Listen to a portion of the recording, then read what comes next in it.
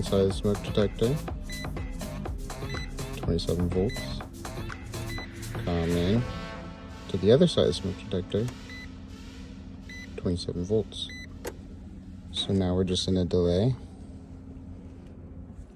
This baby should be firing up any moment.